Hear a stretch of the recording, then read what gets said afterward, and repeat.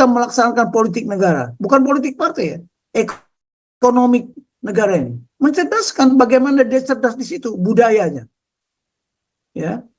Dan ini saling terkait. Pak Taufik, kalau bisa Ya. dijeda dulu Pak, supaya buat tanya jawab. Oke ya, saya Dijeda kira dulu buat tanya jawab, lalu lanjut lagi. Iya, supaya jangan jenuh.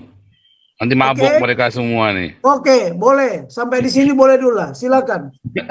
Memang berikan kuliah ini nggak Oke. gampang. Tapi Pak Pal, Iya, ntar mabuk semua nanti. ya, Nanti Prabowo cuman, menang, tapi komunitas nanti yang bisa pada mabuk. Luar iya, biasa ya. Oke, iya. kita kasih tepuk tangan dulu. Ini pentingnya ya, penting untuk kita belajar. Tapi saya mau tampilkan sedikit, saudara ya. Tadi yang tentang ini ya, tentang yang pidato Prabowo ya. Saya tampilkan sedikit pidato Prabowo, sedikit aja ya. Tadi barusan Pak Tobing menyebutkan tadi ya. Nah, ini bagus sekali ya. Nah, mudah-mudahan nggak ada halangan ya, ini karena kita dari tadi internetnya parah nih ya. Saya belum dengar pidatonya itu. Ya ini sedikit aja, saya sedikit potong ya. Prabowo, Gibran, dan seluruh koalisi Indonesia Maju, kami akan merangkul semua unsur dan semua kekuatan. Kami akan menjadi presiden, wakil presiden, dan pemerintah untuk seluruh rakyat Indonesia. Berkali-kali saya tegaskan, saya akan memimpin bersama saudara Gibran, akan mengayomi, akan melindungi, akan membela seluruh rakyat Indonesia. Apapun sukunya, apapun kelompok etnisnya, apapun rasnya, apapun agamanya, apapun latar belakang sosialnya, seluruh rakyat Indonesia akan menjadi tanggung jawab kami untuk menjaga kepentingannya.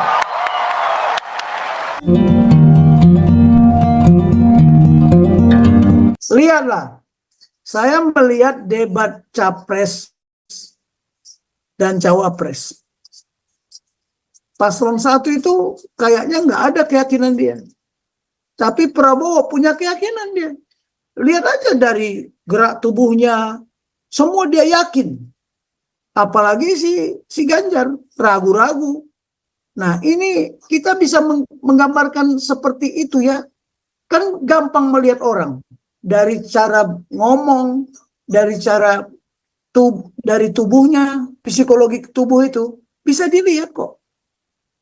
Kenapa Pak Prabowo waktu di apa namanya dia dibully ya, dia dinilai jelek, dia sedih. Kalau saya bongkar, you masuk penjara. Loh, benar.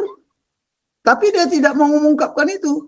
Dan dia tidak juga menuntut. Nah, dia punya keyakinan kok. Biarlah saya diberi nilai sekian, itu bukan nilai saya. Bagaimana lah, bukan berarti jaminan itu.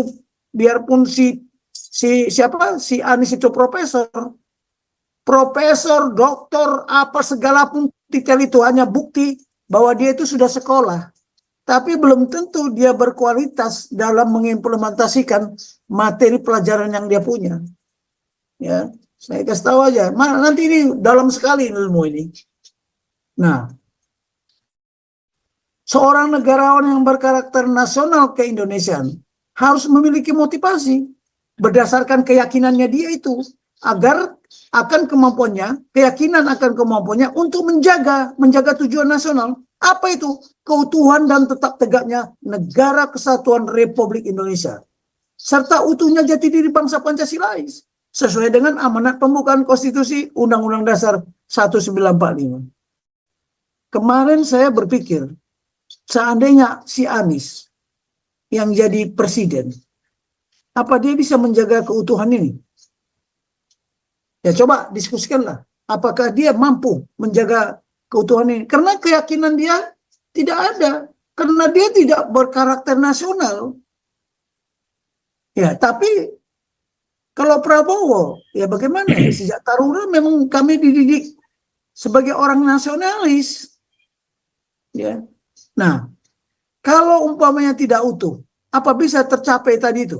Sekarang keutuhan kita itu mulai kita jaga geografi kita itu, mulai dari Sabang sampai Merauke, mulai dari Miangas sampai Pulau Rote, utuh. Tidak boleh sejengkal tanah pun yang diambil. Tidak boleh sejengkal tanah pun dikuasai. Kalau tidak utuh bisa, hanya Jawa saja, negara Indonesia juga namanya. Tapi tidak utuh. Kita berkeluarga aja lah. Kalau kita tidak utuh, tetap aja keluarga itu ada. Tapi utuh nggak jati diri keluarga itu? Tidak. Ya, tapi bukan berdasarkan amanat pembukaan. Berdasarkan apa? Ya janji kita. Komitmen. Ya. Nah, tujuan nasional itu karena kita ingin utuh, kita ingin tetap tegak, itu suatu motivasi. Ya, suatu motivasi mewujudkan semangat juang yang harus dicapai. Perwujudan semangat juang yang harus dicapai melalui penghayatan, pengamalan, pelaksanaan, execution, tugas pokok nasional. Nah, kalau kita tidak ada tujuan nasional, ngapain saya harus melaksanakan perintah? Bagaimana saya menghayatinya? Nah, ini penting sekali loh ya. Mana tadi? Oke. Apa sih tugas nasional? Tugas nasional itu merupakan tugas utama yang secara khusus diamanatkan oleh Konstitusi Undang Dasar 1945. Dari debat Capres-Wapres kemarin, hanya Prabowo yang ngomong ini. Yang lainnya nggak ada. Silakan buka rekam jejaknya, digitalnya ada. Loh, saya memperhatikan, nggak, yang paslon 1, paslon 3 ini nggak ngomong sekali konstitusi pun. Nah, ada 5 tugas di situ. Ini tugas yang diamanatkan secara khusus. Tugas melindungi segenap bangsa Indonesia. Kenapa segenap? Tadi sudah saya jelaskan. Tugas melindungi seluruh Indonesia, tumpah darah Indonesia. Baca aja di pembukaan itu, di alinea keempat. Ya, tugas memajukan kesejahteraan umum, tugas mencerdaskan kehidupan bangsa, tugas ikut melaksanakan ketertiban dunia yang berdasarkan kemerdekaan, perdamaian abadi, dan keadilan sosial. Coba, mengapa sekarang tidak tugas ketiga dulu di atas? Memajukan kesejahteraan umum. Kenapa tidak nomor 4 dulu di atas? Pertanyaannya apa? Nah, Kalau sekarang nomor 5 dulu di atas sekarang Pak Taufik.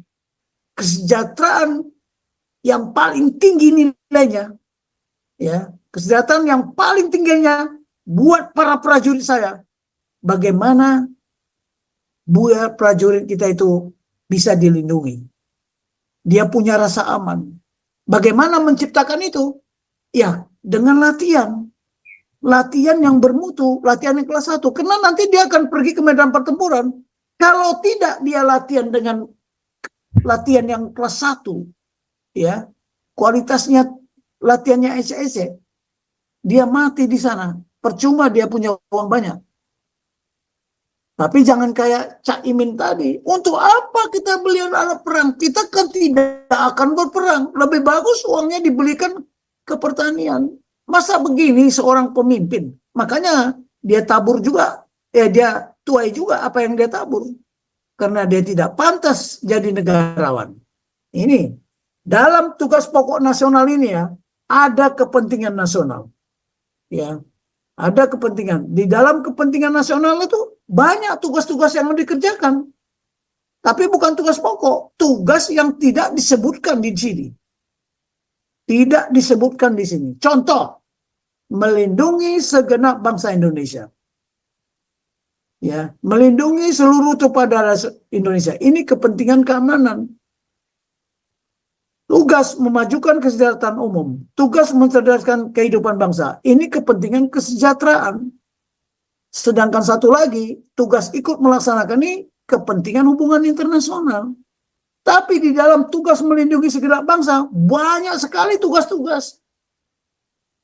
Contoh ini ya, gampang sekali. Kita melindungi bangsa ini dari apa? Ada ancaman kan?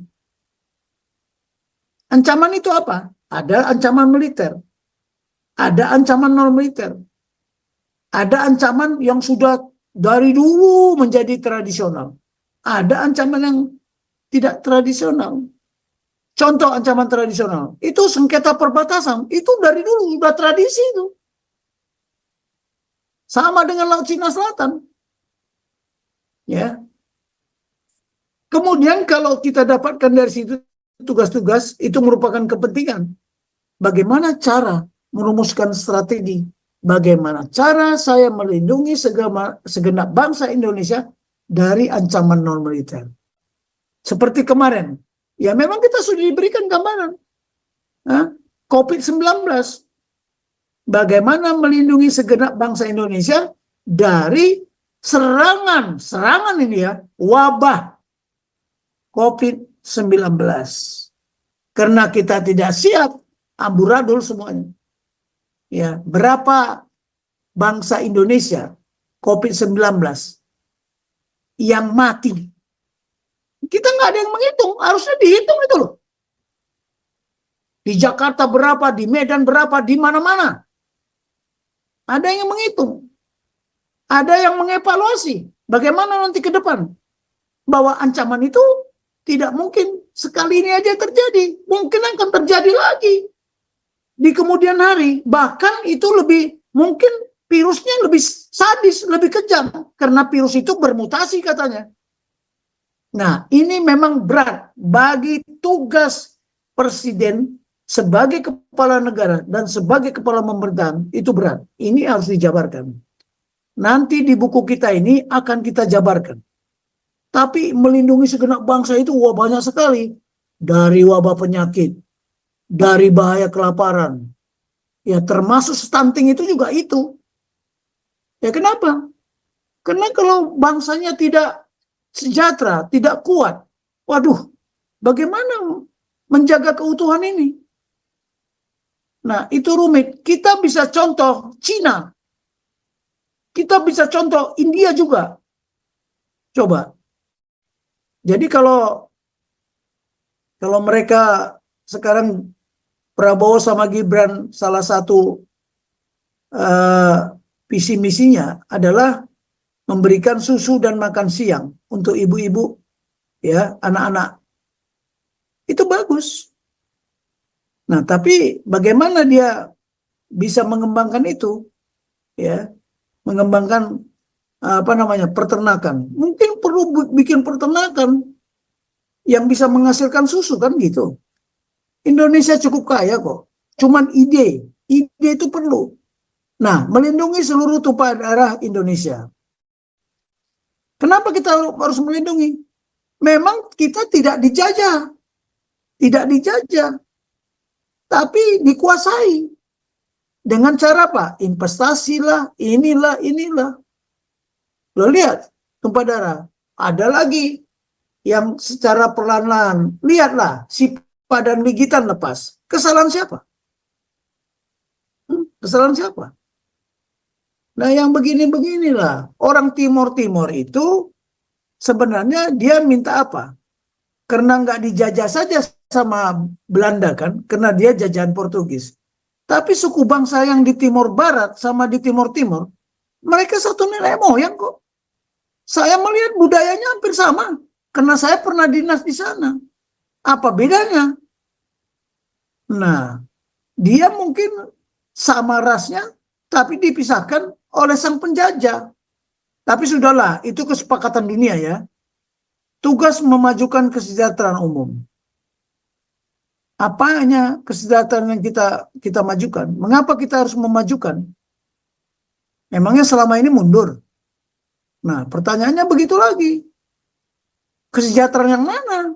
Kenapa umum? Kenapa dibilang tugas memajukan kesejahteraan militer? Enggak. Tapi umum. Apa artinya umum? Nah, itu generalis. Jadi tidak pandang bulu.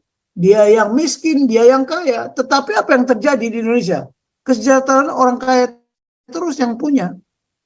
Kecerdasan, kehidupan bangsa. Kalau mencerdaskan kehidupan bangsa itu apa sih? Kehidupan kita itu kan sudah saya bilang, paradigma itu. Cara kita memahami kehidupan, di mana kita hidup. Kehidupan bangsa Indonesia apa? Yaitu Trigatra dan Pancagatra. Bagaimana kehidupan berideologi? bagaimana kita melaksanakan politik negara, bukan politik partai ya, ekonomi negara ini. Mencerdaskan bagaimana dia cerdas di situ, budayanya. Ya. Dan ini saling terkait. Pak Tobing, kalau bisa Ya. dijeda dulu Pak, supaya buat tanya jawab. Oke ya, saya Dijeda kira dulu buat tanya jawab, lalu lanjut lagi. Iya, supaya jangan jenuh. Nanti mabuk Oke. mereka semua nih. oke, boleh. Sampai di sini boleh dulu lah, silakan. Memang berikan kuliah ini nggak Oke. gampang. Tapi Pak Iya, ntar mabuk semua nanti. Ya, Nanti Prabowo cuman- menang, tapi komunitas nanti yang bisa pada mabuk. Luar Iya. biasa ya. Oke, kita kasih tepuk tangan dulu. Ini pentingnya ya, penting untuk kita belajar. Tapi saya mau tampilkan sedikit, saudara ya. Tadi yang tentang ini ya, tentang yang pidato Prabowo ya. Saya tampilkan sedikit pidato Prabowo, sedikit aja ya. Tadi barusan Pak Tobing menyebutkan tadi ya. Nah, ini bagus sekali ya. Nah, mudah-mudahan nggak ada halangan ya, ini karena kita dari tadi internetnya parah nih ya. saya belum dengar pidatonya itu. Ya ini sedikit aja, saya sedikit potong ya. Prabowo, Gibran, dan seluruh koalisi Indonesia Maju, kami akan merangkul semua unsur dan semua kekuatan. Kami akan menjadi presiden, wakil presiden, dan pemerintah untuk seluruh rakyat Indonesia. Berkali-kali saya tegaskan, saya akan memimpin bersama saudara Gibran, akan mengayomi, akan melindungi, akan membela seluruh rakyat Indonesia. Apapun sukunya, apapun kelompok etnisnya, apapun rasnya, apapun agamanya, apapun latar belakang sosialnya, seluruh rakyat Indonesia akan menjadi tanggung jawab kami untuk menjaga kepentingannya.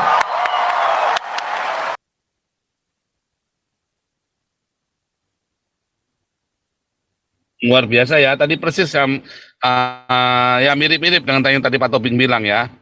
Itu memang tugas negara, saudara ya. Apapun golongannya, rasnya, etniknya, agamanya, status sosialnya. Oke, kita kasih 3 orang pertama langsung ya. Jangan ngajarin di sini ya. Anda boleh curhat, tapi jangan lama-lama. 1 orang 1 menit ya. Oke, Lucy laptop, silakan.